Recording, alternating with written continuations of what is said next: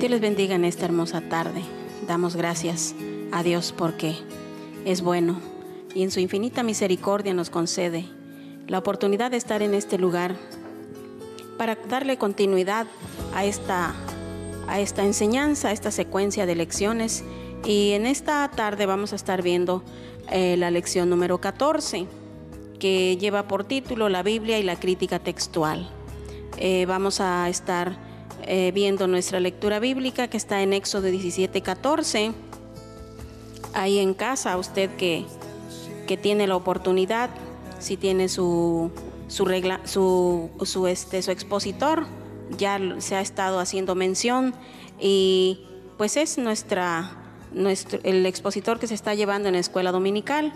Así que pues les invitamos para que cuando usted vaya a sintonizar esta enseñanza, pues tenga su Biblia, tenga su expositor, tenga una libreta de notas y su lapicero para que vaya usted registrando los puntos que considere más importantes. Y si usted tiene la posibilidad de ampliar su información, tal vez consultando otras fuentes, pues es bueno, hermanos, estar documentados en cuanto a lo que es la palabra de Dios. Y en esta tarde vamos a leer el libro de Éxodo, capítulo 17, verso 14.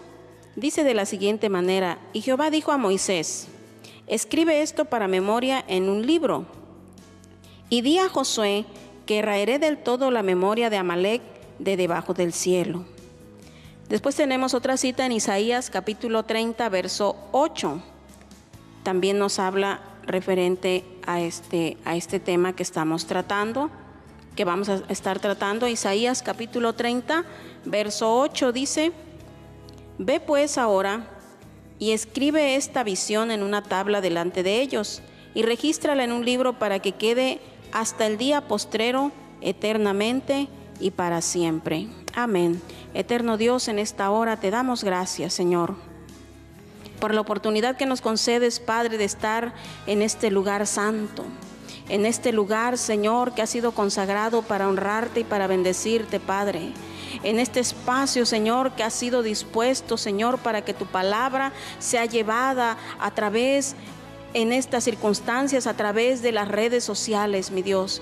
Bendice tu palabra, Señor, y sé tú, oh Dios, glorificado en todo momento, en el nombre del Padre, del Hijo y del Espíritu Santo. Amén. Amén, mi Dios. Damos gracias a Dios. Y bien, les decía hace un momento, la lección que vamos a estar viendo trae por título La Biblia y la crítica textual.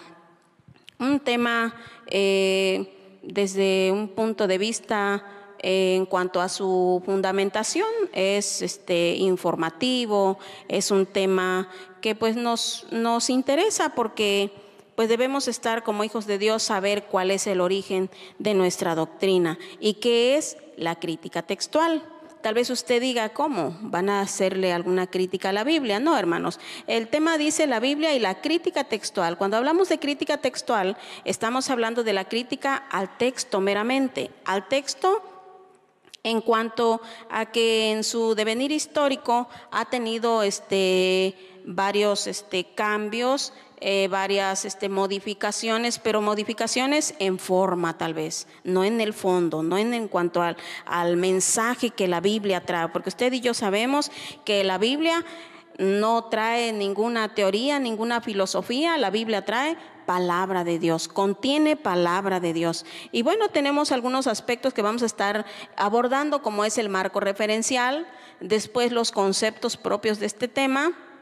Continuaremos con los principios básicos de la crítica textual y las posturas de la crítica textual. Hermanos, no perdamos de vista que este marco referencial es en torno a la crítica textual. Los conceptos que vamos a ver son en torno a lo que es la crítica textual, los principios y las posturas, para concluir con este último apartado.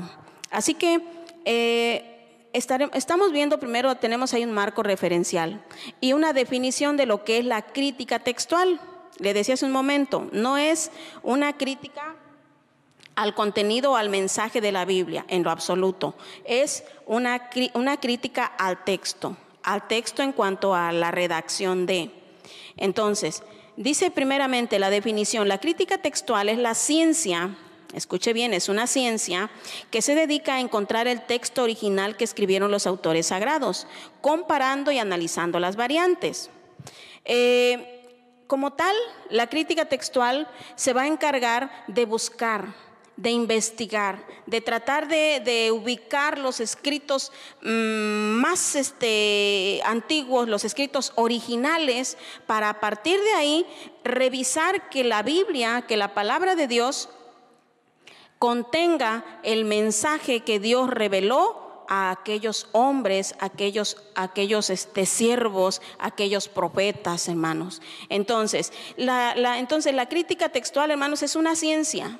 No es otra cuestión más que un grupo de personas, de eruditos, de estudiosos que se dedican a buscar, a investigar, a tratar a transcribir. Porque ustedes saben que la Biblia fue escrita en hebreo, hubo mensajes escritos en arameo, hubo mensajes escritos en otros idiomas que si a nosotros nos los plasmaran tal cual, pues no lo entenderíamos. Pero gracias a Dios por estas personas que han dedicado su tiempo, que han dedicado su interés en buscar esos textos, hermanos.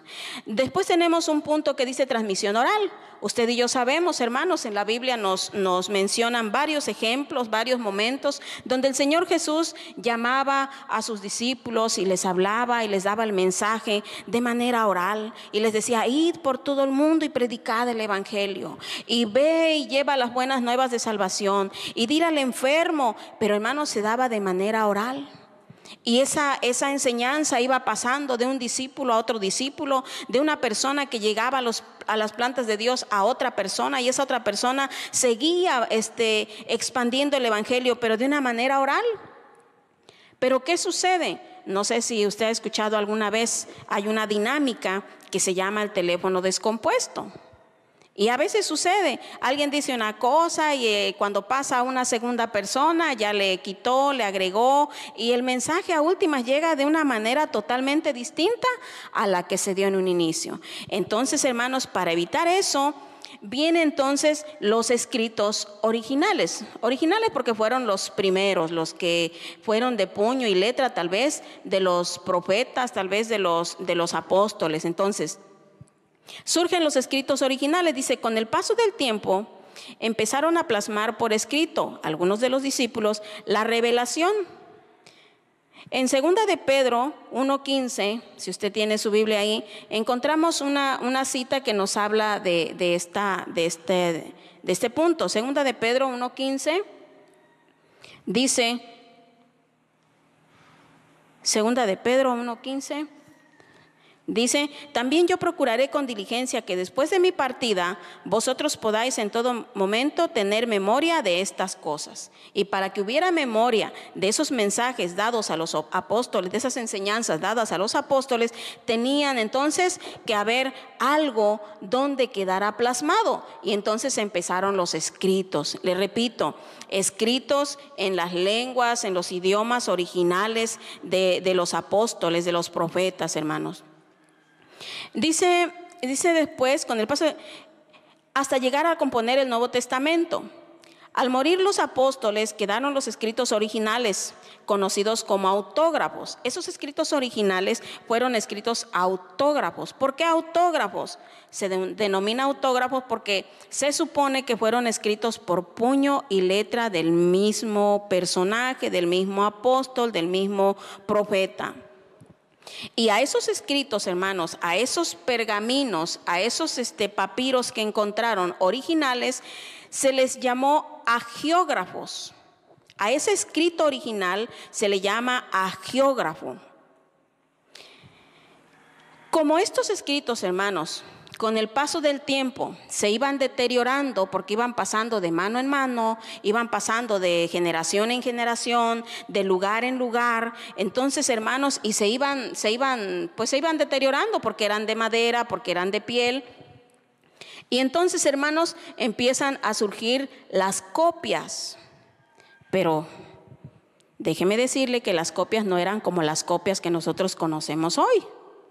Hoy vamos a la papelería o tenemos en la casa una impresora y agarramos un papel y lo colocamos y el escrito va a salir exactamente exactamente igual, con el mismo espaciado entre los renglones. Si alguien se equivocó y no puso un acento, pues así va a salir. Si a alguien se le fue un acento de más, o si la letra es pequeña, es grande, así va a salir tal cual. Pero en ese tiempo las copias no eran así.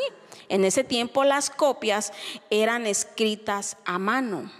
Había escribanos encargados de ir transcribiendo, de ir copiando, imagínense, letra por letra tal vez, para no caer en errores. Nos dice aquí el expositor, nos menciona que en el Antiguo Testamento como que había una disciplina más rigurosa. Había un cuidado más extremo y por eso es que en el Antiguo Testamento no se presentan tantos detalles como en el Nuevo Testamento. Pero bueno, enseguida vamos a estar viendo cuáles son esos errores o esos cambios que se dieron. Entonces surgen las copias y nosotros encontramos en Colosenses 4:16 que se surgen copias de los escritos juaninos, o sea, de las cartas del apóstol Juan. Pero también nos dice en Colosenses 4:16, hay una evidencia de que de las epístolas de Pablo ya había escritos, ya había copias, ya había reproducciones. Y eso lo encontramos en Colosenses 4:16. Ahí en su casa usted cheque las citas bíblicas. Dice, cuando esta carta haya sido leída entre vosotros, haced que también se lea en iglesias de los laodicenses y que la de la Odisea la leáis también vosotros. O sea, quiere decir que al hablar de que esta carta haya sido leída, quiere decir que ya había escritos, ya había copias, ya tenían en las demás iglesias el material para poder ir conociendo la palabra de Dios. Entonces, estos escritos, hermanos, estos escritos antiguos no se encontraron en un solo punto. O sea, no estaba aquí el legajo no, sino que empezaron a buscar y entonces encuentran en diferentes puntos. Y a partir del lugar donde encontraron estos escritos, surgen entonces las familias textuales. Y encontramos, aquí en el expositor nos mencionan 3 que son las más importantes. No son todas, pero sí son las más importantes. Y encontramos aquí la familia alejandrina, que fue del norte de África. Si usted ubica en su mente, si usted va ubicando el norte de África, después encontramos la familia occidental en Italia y en la Galia. Y la familia bizantina en Cesarea, en Antioquía y en el Imperio Romano Oriental. Son los puntos donde encontraron el mayor número de escritos originales, ya fuera papiros o ya fuera pergaminos, que no era lo mismo. Errores o cambios en los manuscritos, como ya lo mencionábamos anteriormente, el estar transcribiendo, el estar copiando de un escrito hacia otro, de un papiro a otro pergamino, o de un pergamino a un papiro. Entonces, pues como ya había desgaste, ya había ciertos daños en el material, entonces, pues tal vez por ahí alguna letra no era, tal vez por ahí algún detalle no iba y el escribano, pues incluía algunos detalles por ahí que no correspondían. Pero también nos habla aquí, hermanos, de que esos manuscritos eran producto de una actividad minuciosa, de algo que lo hacían con tanto cuidado, con tanto esmero. ¿Para qué? Para que el mensaje que había sido dado de parte de Dios no fuera alterado, no fuera adulterado, no fuera un mensaje que llegara, no sé, en un sentido totalmente distinto, hermanos, porque había la conciencia, había el conocimiento de que esa palabra era palabra dictada de parte de Dios. En algunos casos con voz audible y en otros casos a través de la inspiración del Espíritu Santo, hermanos. Y eso es lo importante para nosotros, hermanos. La historia, lo histórico, hermanos, es bueno. El saber qué es la crítica textual, el tener una noción de estos aspectos de cómo se dio la evolución es bueno. Pero lo más importante que usted y yo no debemos perder de vista es que esta palabra que encontramos en la Biblia es una palabra de bendición. Es una palabra de salvación, hermanos, principalmente. Después tenemos, hermanos, el otro aspecto que son los conceptos. Y les decía, no es lo mismo el papiro que el pergamino. Nos dice que en un inicio empezaron con elaborando papiros. El papiro era la corteza de un árbol que se da en Egipto. Ese árbol se llama papyrus, de ahí surgió el término, el nombre de papiro. Y nos dice que ese fue el primer material que usaron. Pero al ver que se deterioraba, imagínense una laminilla de madera, si el triplay, que hoy es grueso, se deteriora, se apolilla, se quiebra, entonces imagínense, era corteza de un árbol que no tenía ningún tipo de... La madera no tenía ningún tipo de tratamiento, era tal cual la encontraban. Entonces vieron que además de que era más difícil transportarla por el tipo de textura. Entonces empiezan y surgen los pergaminos. Los pergaminos eran elaborados con piezas de piel de animales. Y entonces ahí sobre ella iban grabando. Entonces era más fácil transportarla porque podían enrollarla con más facilidad y poder llevarlas y traerlas. Nos dice, hermanos, que estos pergaminos, usted sabe lo que es un pergamino, es un material flexible, es una piel. Entonces dice que cuando iban a analizar un determinado aspecto, solamente desenrollaban esa parte, la parte de arriba y la parte final quedaba enrollada y solo permitían la visualización de ese apartado. Pero pasa el tiempo y empiezan entonces, hermanos, a darse la necesidad de seguir elaborando más pergaminos, de seguir transcribiendo, de seguir copiando, hermanos. Y entonces, como todo, surgen y se presentan errores y cambios. Nos dice aquí que los errores son situaciones no intencionales y los cambios son aspectos intencionales. ¿Qué quiere decir esto, hermanos? No significa que alguien dijo, pues le vamos a cambiar a la Biblia lo que dice. No, sino un cambio en cuanto a un embellecimiento del texto, a una contextualización, a una explicación un poquito más amplia. A eso hace referencia. Entonces, hermanos, nos dice aquí los errores que se introdujeron. Las copias del Antiguo Testamento presentaron pocos errores, se los comentaba hace un momento, debido a que había un poquito más de rigurosidad en el trabajo. Usted se ha de acordar, hermanos, de Moisés, cuando subió al monte y Dios habló y grabó directamente en aquellas tablas de piedra su palabra, hermanos. Imagínense quien agarraba esas tablas y tenía que transportarlas. Pues yo me atrevo a pensar que no era cualquier cosa, no era como agarrar una y ya me la llevo y la pongo acá y la dejo en otro lado, hermanos. Por eso la importancia, hermanos, que nosotros siempre decimos de ese orden, esa reverencia, hermanos, ese cuidado, esa forma en que usted va a tomar su Biblia. La Biblia que hoy tenemos, hermanos, para la gloria de Dios, pues usted la puede traer desde el tamaño más pequeño hasta el tamaño más grande. Un volumen muy ligero hasta un compendio, hermanos. Y todo eso no quiere decir que cambia, es palabra de Dios, hermanos. Los tipos de manuscritos, según su escritura, unos se llamaban unciales y otros se llamaban cursivos o minúsculos. Los unciales, hermanos, se llamaban así porque por el tipo de letra que utilizaban, hermanos. Era un tipo de letra llamado uncial, eran mayúsculas. Y los manuscritos, los cursivos, pues se empezaron a usar, se empezaron a escribir a partir del siglo IX después de Cristo. Esta clasificación es solamente en cuanto al tipo de letra que se usaba, hermanos. No hay mayor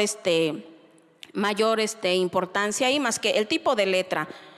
El aparato crítico, hermanos, es ya en sí el estudio que hacen los eruditos. El análisis que hacen. El análisis, repito, en cuanto a forma, en cuanto al texto. no al fondo, hermanos, no al mensaje. Eso no lo perdamos de vista, porque el mensaje usted y yo lo conocemos muy bien. El mensaje, mi hermano, de la palabra de Dios es de salvación. Es que el hombre, que la mujer, que el individuo, que el ser humano alcance la salvación, hermanos. Ese es el mensaje que dejó nuestro Señor Jesucristo. Id por todo el mundo y predicad el evangelio a toda criatura, hermanos. Así que gracias a Dios, porque la Biblia está al alcance de todos, hermanos. Posteriormente, hermanos, en cuanto a la crítica textual, tiene unos principios. Para la crítica textual, hermanos, es mejor la Biblia, el texto bíblico, que tiene mayor respaldo histórico y geográfico. O sea, aquel que se apega más a lo escrito por los profetas o apóstoles, y aquel que se apega más o que se ubica en el lugar en que se dieron los hechos, hermano. Nos dice siempre que cuando hay una lectura breve, es porque no hay tanto comentario, no hay tanta añadidura. Entonces, ¿qué tenemos que hacer? Buscar, hermanos, y ahorita vamos a ver otro detalle, buscar, hermanos, esa lectura breve y difícil. ¿Por qué, hermanos? Porque cuando no nos dan tanta explicación, o sea, como que nos quedamos, ¿y esto qué quiere decir, hermanos? Pero ahí es, hermano, donde está lo importante. ¿Sabe por qué? Porque cuando no encuentras mucha explicación, entonces tú, como hijo de Dios, buscas la dirección del Espíritu Santo, y el Espíritu Santo es el que hace que ese texto difícil lo podamos comprender y podamos entender cuál es el mensaje que Dios quiere darle al ser humano. El siguiente punto, hermanos, es respetar el estilo del autor. La crítica textual busca siempre respetar el estilo del autor. O sea, saben cómo escribía Pablo, saben cómo escribía Pedro, saben cuál era el estilo en que escribía Juan. Entonces, ese era para ellos un aspecto fundamental, hermanos. A partir de todo esto, hermanos, a partir de este marco referencial, de los conceptos que ellos nos dan a conocer, de los principios en que fundamentan, en que basan su crítica textual, hermanos, surgen dos posturas, que son el textus receptus y el texto crítico. El textus receptus, hermanos, es en una explicación que podamos nosotros decir es así bien plausible, hermanos, es el texto que el apóstol, el texto que el profeta recibía de manera directa de parte de Dios. Y como venía directa de parte de Dios, hermanos, la recibían tal cual, hermano. Textus receptus quiere decir texto recibido. Texto recibido. ¿Y recibido de parte de quién? Pues recibido de parte de Dios, hermanos. Reiteramos, tal vez de una manera audible o tal vez a través del Espíritu Santo, hermanos. Esto es lo importante para nosotros, hermanos. Posteriormente, hermanos, encontramos el texto crítico. El texto crítico, hermanos, agrega ya ciertos comentarios, ciertas explicaciones, ahonda un poquito más. Pues se le decía hace un momento, nosotros podemos encontrar Biblias que traen un texto breve, pero podemos encontrar Biblias que traen un texto más amplio. Ese es el producto de la crítica textual, el tratar de explicar, el tratar de darte una idea, un panorama un poquito más amplio de lo que se trata de mencionar o de hacer saber a través de ese pasaje de la Biblia, hermanos. Y dice aquí que el texto crítico es el resultado del trabajo de la crítica textual como ciencia, hermanos. Reiteramos, como una ciencia, no como una palabra directa de Dios. Repito, hermanos, es bueno y gracias a Dios por esos hombres que se dedican a estudiar la Biblia, que se dedican a estudiar su origen, su evolución, hermanos. Pero lo importante para usted y para mí es no perder de vista, hermanos, que la Biblia es la palabra de Dios, hermanos. Eso no lo perdamos de vista. Y cuando usted vaya y le diga a alguien, lee la palabra, lee la Biblia, no le diga lee la Biblia porque hay tantas versiones. Dígale, lee la Biblia, porque ahí vas a encontrar la palabra de Dios, la palabra que Dios tiene para ti. Y como punto final, hermanos, tenemos un punto conclusivo. Y nos dice ahí, solamente nos hace referencia a la Biblia Reina Valera Revisión 1960, que es la que regularmente más utilizamos nosotros, hermanos. No quiere decir que es la única. Versiones de Biblia hay muchísimas versiones hay, hermanos. Y pues, qué bueno, porque así cada quien puede elegir qué es lo que anhela leer, hermanos. Pero la Biblia Reina Valera 1960 nos dice que pertenece a la tradición del Textus Receptus. Aquí está. Aunque las revisiones recientes como la Reina Valera contemporánea incorporan los criterios de la crítica textual en sus notas, estamos convencidos de que nuestra Biblia, hermanos, esto sí debemos tenerlo, pero bien presente, de que nuestra Biblia expresa con fidelidad la verdad que Dios reveló a sus siervos. Fidelidad, hermanos. ¿Qué quiere decir? O sea, dice la Biblia en uno de sus pasajes, palabra fiel y digna de ser recibida por todos, mi hermano. Palabra fiel. ¿Qué quiere decir? ¿Qué quiere decir cuando hablamos de fidelidad, hermanos? Que es palabra que Dios cumple y es palabra que Dios va a seguir cumpliendo en la vida del ser humano. La Biblia dice que el cielo y la tierra pasarán, dice, pero su palabra no pasará, y que ni una tilde, mi hermanos, será pasada por alto de esta palabra, hermanos. Y eso es lo importante, hermanos. Le decía hace un momento, aquí hay unas citas bíblicas, no sé si se alcancen a visualizar, pero si no se las leo. Primera de Timoteo 3, 15 y 16. Segunda de Pedro 1, 21. Hebreos 4, 12. Segunda de Timoteo 3, 16 y 17, Salmo 119, 105. Y solamente vamos a ver una de esas citas, hermanos, para que pues usted diga, sí es cierto. Y usted en casa, la primera dice, primera de Timoteo 3, 15 y 16. Dice de la siguiente manera, primera de Timoteo, capítulo 3, versos 15 y 16. Para que si tardo, dice, sepas cómo debes conducirte en la casa de Dios. ¿Se da cuenta? Nuestra Biblia es nuestra regla de fe, pero también es nuestra regla de conducta. Dice, para que sepas cómo conducirte en la casa de Dios, que es la iglesia del Dios viviente, columna y baluarte de la verdad. E indiscutiblemente dice, grande es el misterio de la piedad. Dios fue manifestado en carne, justificado en el Espíritu, visto de los ángeles, predicado a los gentiles, creído en el mundo, recibido arriba en gloria. Y estas citas que les acabo de mencionar, hermanos, son citas básicas, hermanos. Son citas que usted y yo debemos tener presentes, hermanos, de qué es la palabra de Dios. Segunda de Timoteo es donde nos menciona que la palabra es útil, dice, para enseñar, para redarguir, para instruir, hermanos. Así que usted quiere ser instruido, hermanos. Lo puede encontrar en otros textos, sí, pero hermanos, la mejor instrucción para usted